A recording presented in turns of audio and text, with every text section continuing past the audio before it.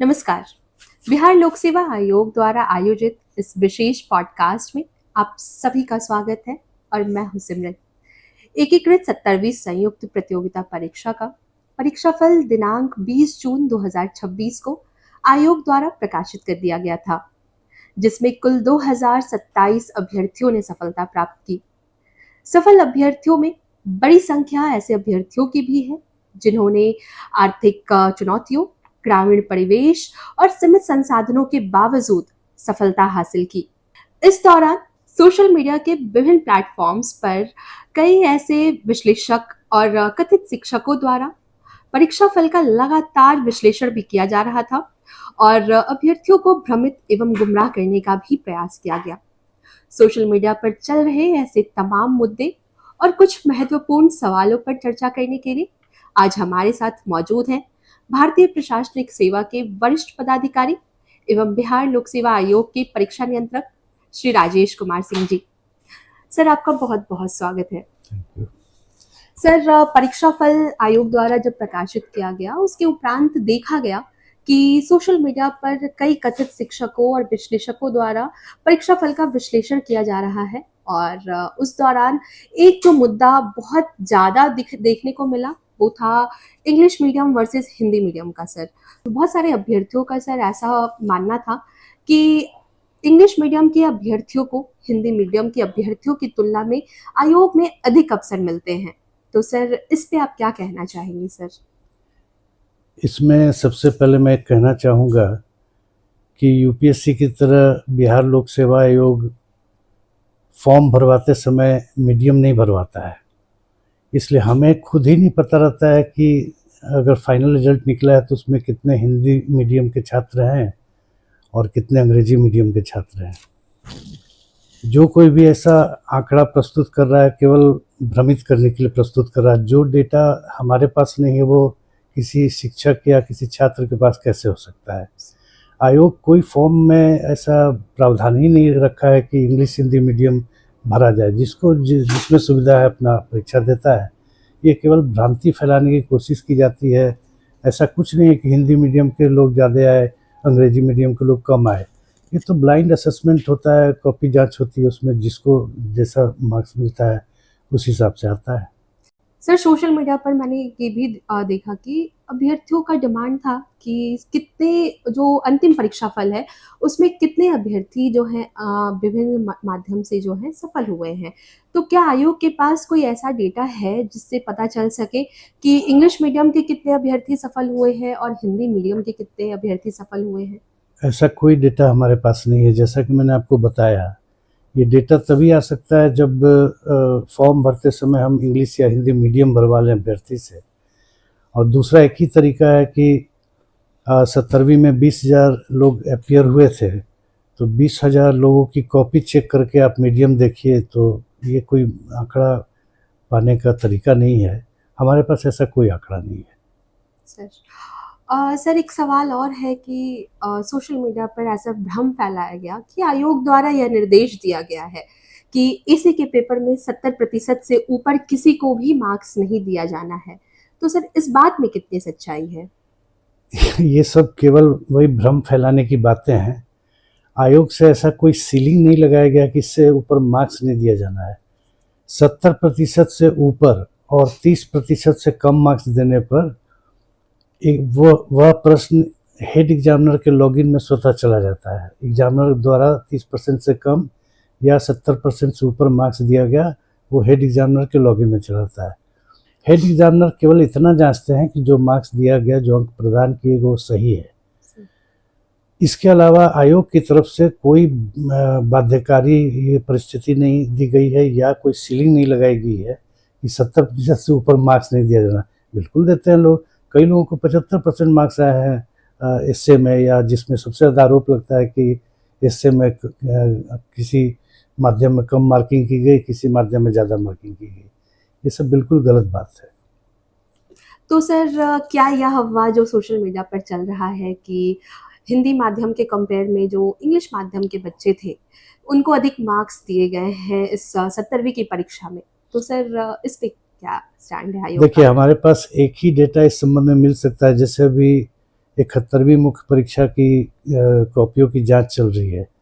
तो 11,000 लगभग कैंडिडेट है, उसमें 5596 कैंडिडेट हिंदी माध्यम के हैं और 5400 कुछ कैंडिडेट हैं जो अंग्रेजी माध्यम के हैं। ये कोडिंग के समय हम लोग देख लेते हैं कितने इंग्लिश माध्यम की कॉपी है, कितने हिंदी माध्यम की है, इसलिए ताकि उस अनुपात में हिंदी या अंग्रेजी के शिक्षकों को बुलाया जा सके। इसके अलावा हमारे पास कोई डेटा नहीं होता है। ये सब बिल्कुल भ्रम फैलाने की बातें हैं, ऐसे कोई बात नहीं है। सर, इस बार जो परीक्षा फल प्रकाशित किया गया है आयोग के द्वारा, तो सर उस परीक्षा फल पर यह भी दावा किया जा रहा है कि बड़ी संख्या में जो अभ्यर्थियों का चयन हुआ है, जिन अभ्यर्थियों का, उसमें बाहर के या अन्य राज्यों के अभ्यर्थियों की संख्या बहुत ज़्यादा है।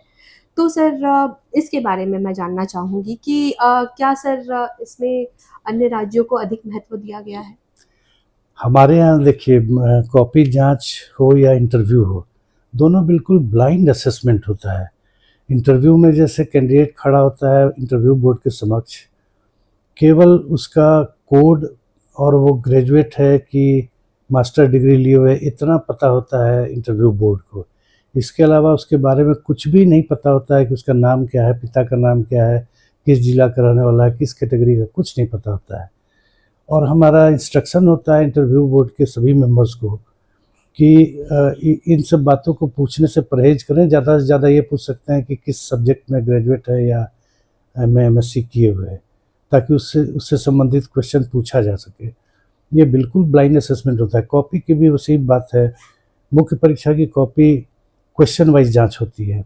अभी मैं उसका प्रोसेस बताऊंगा, तो उसमें कहीं कोई गुंजाइश नहीं है कि आप किसी को फेवर कीजिए, किसी को डिसफेवर कीजिए। ये सब बिल्कुल भ्रांति फैलाने की बात है सर। और हाँ, एक चीज़ और मैं कहना चाहूँगा, रही बात कि बाहर के लोग और बिहार के लोग, 829 जो जनरल कैटेगरी के कैंडिडेट सफल हुए हैं अनरिजर्व, उसमें 333 बिहार के बाहर के हैं।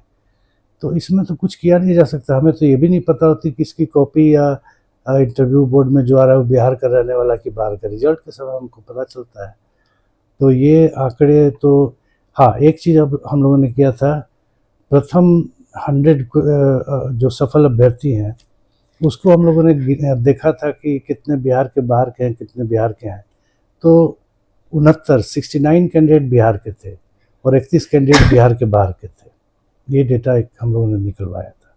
सर, इस बार बहुत से अभ्यर्थियों की यह भी शिकायत रही है कि सामान्य अंक आने के बाद भी, मतलब सेम कट मार्क्स दो अभ्यर्थियों को प्राप्त हुआ, या फिर कुछ अभ्यर्थी जो है सेम मार्क्स लाए हैं, तो सर उसके बावजूद उनका चयन जो है नहीं हो पाया। तो सर इसके लिए क्या? हाँ, सही है। ऐसे बहुत से कैंडिडेट होते हैं जिन्हें समान रूप से टोटल अंक प्राप्त होते हैं। तो उसमें तरीका क्या है कि अगर एक ही सीट बची और 2-3 कैंडिडेट हैं जिनको समान अंक है, तो उसमें तरीका ये है कि पहले रिटन के टोटल मार्क्स में जिसको ज़्यादा है उसको लिया जाता है। अगर रिटन के सभी कैंडिडेट जो 2-3 हैं सबको रिटन में बराबर मार्क्स है, रिटन का मतलब है GS1 GS2 और ऐसे मिलाकर, तो वो भी अगर समान अंक है तब देखा जाता है कि ऐसे में किसको ज़्यादा मार्क्स है। वो भी अगर संयोग से समान अंक हो गया तो डेट ऑफ बर्थ देखा जाता है, जिसमें अधिक उम्र वाले को प्रेफर किया जाता है। यही आयोग का तरीका है और आज से ये हर एग्जाम में फॉलो होता है।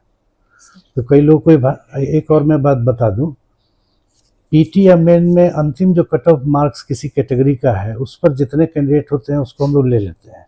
जैसे मुझे याद है 70वीं के मुख्य परीक्षा में 445 जो जनरल कैटेगरी का कट ऑफ गया था, अनरिजर्व कैटेगरी का, तो 445 अंक पर 26 स्टूडेंट थे।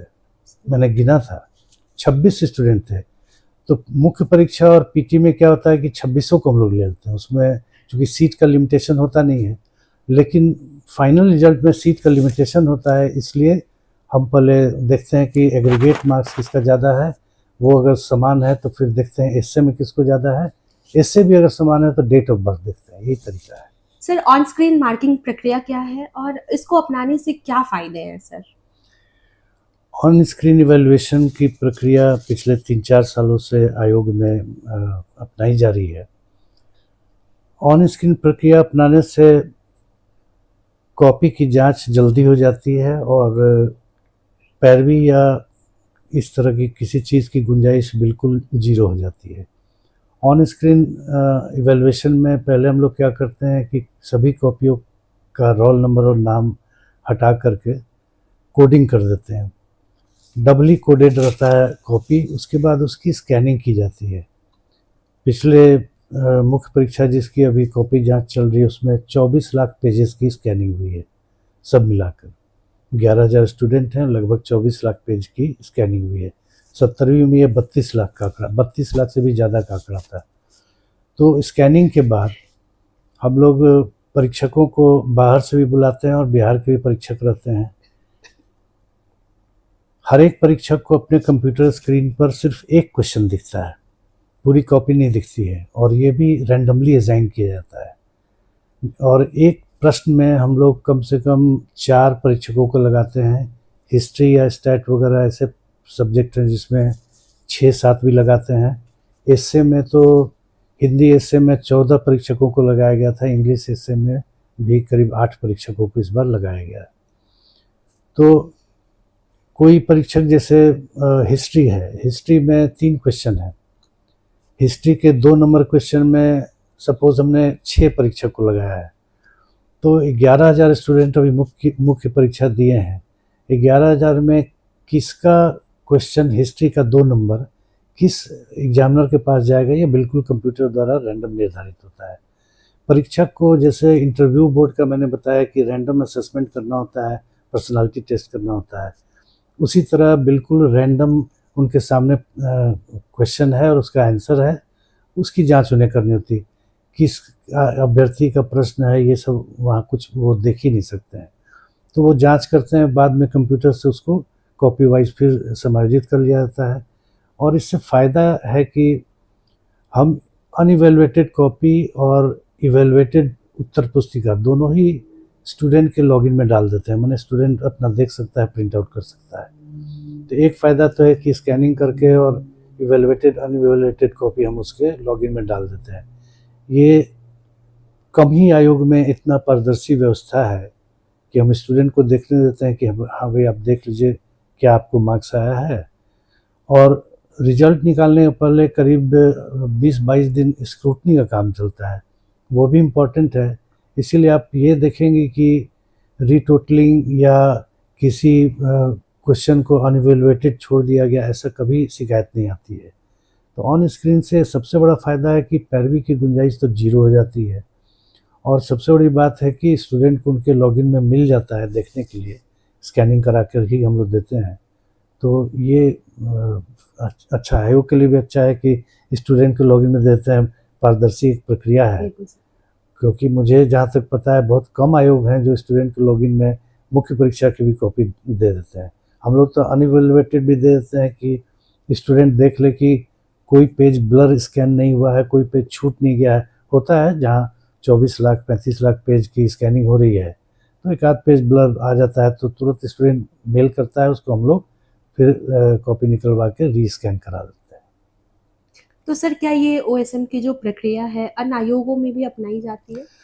हाँ, कुछ राज्य के आयोगों में ये अपनाई जा रही है, लेकिन सभी जगह नहीं, कुछ ही राज्य के आयोग, लेकिन इसकी लोकप्रियता बढ़ती जा रही है और मुझे लगता है धीरे धीरे इसका प्रचलन बढ़ेगा। सर मैं ये भी जानना चाहूंगी कि ओएसएम में जो परीक्षक होते हैं क्या उनके मूल्यांकन की भी जांच की जाती है?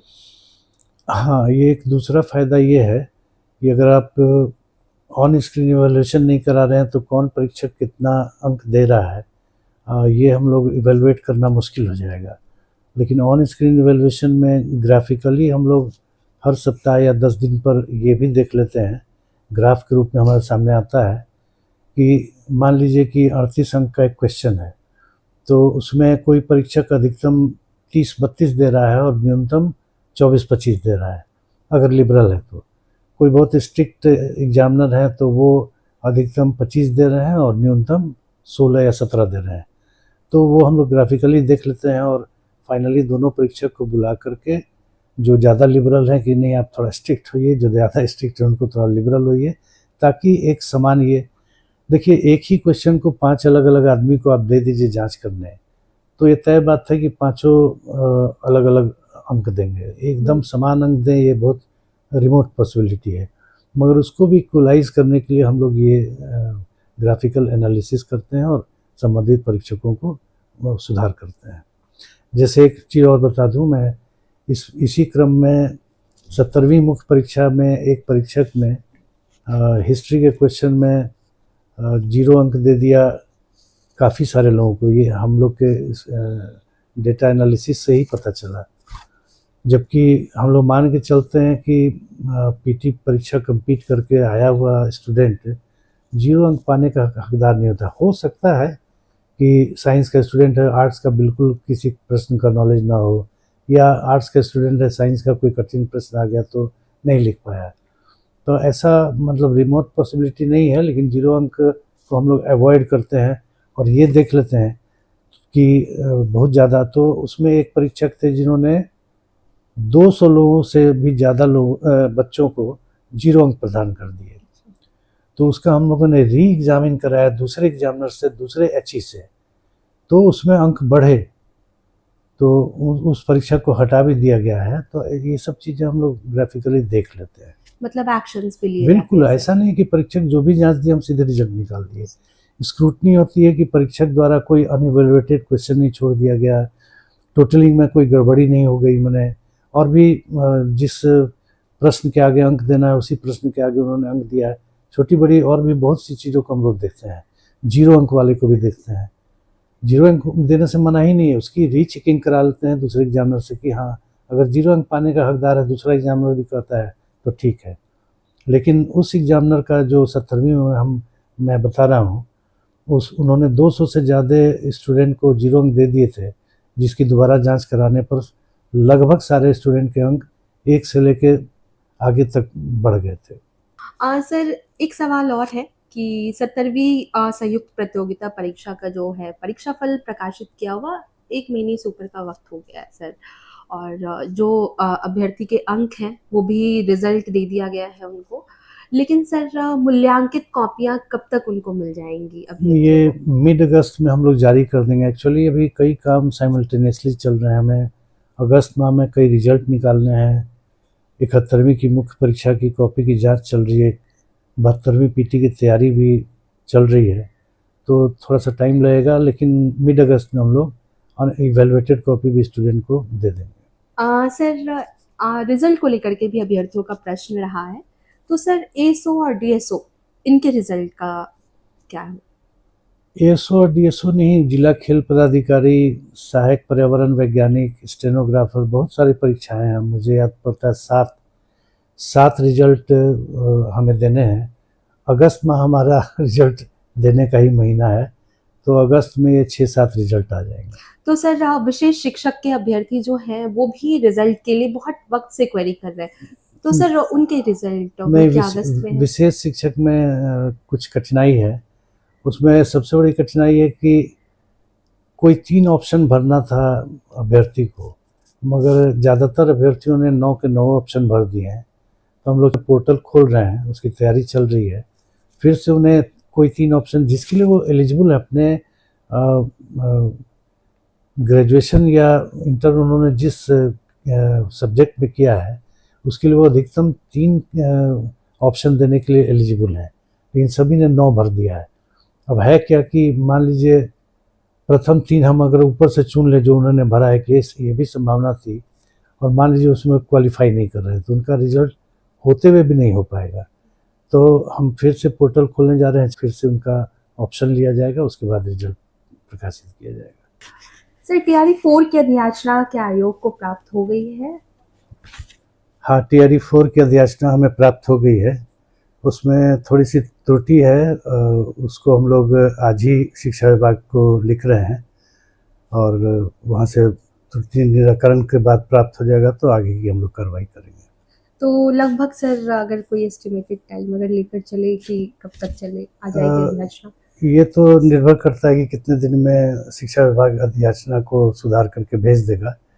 फिर विज्ञापन तैयार करके उसका प्रारूप सहमति के लिए हम लोग भेजते हैं, तो उम्मीद करते हैं अगस्त में कभी भी हम लोग निकाल देंगे। Sir thank you so much sir. आशा करती हूँ कि हमारे सभी अभ्यर्थियों के सभी प्रश्नों के उत्तर मिल गए होंगे और उनकी सारी आशंकाएं दूर हो गई होंगी। इस पॉडकास्ट के माध्यम से मैं अभ्यर्थियों से एक विनम्र आग्रह भी करना चाहूंगी। आपका समय और आपकी मेहनत दोनों बहुत ही मूल्यवान है, इसलिए इसे तथ्यहीन दावों, भ्रामक सूचनाओं और निराधार अफवाहों के पीछे व्यर्थ ना करें। कई बार ऐसे प्रयास व्यक्तिगत स्वार्थ, राजनीतिक लाभ और व्यावसायिक हित के उद्देश्य से किए जाते हैं। इसका सबसे बड़ा नुकसान ईमानदारी से मेहनत कर रहे अभ्यर्थियों को उठाना पड़ता है। बिहार लोक सेवा आयोग की चयन प्रक्रिया पारदर्शिता, निष्पक्षता और अभ्यर्थियों के हित को ध्यान में रखकर ही संचालित की जाती है। इसलिए किसी भी प्रकार की अफवाहों पर ध्यान देने से पहले स्वविवेक का इस्तेमाल जरूर करें। और जैसा कि सर ने बताया कि आने वाले दिनों में कई महत्वपूर्ण और बड़ी परीक्षाओं का आयोजन होना है, तो अपने समय का सदुपयोग करें, ध्यान केंद्रित रखें और अफवाहों से खुद को दूर रखें। धन्यवाद।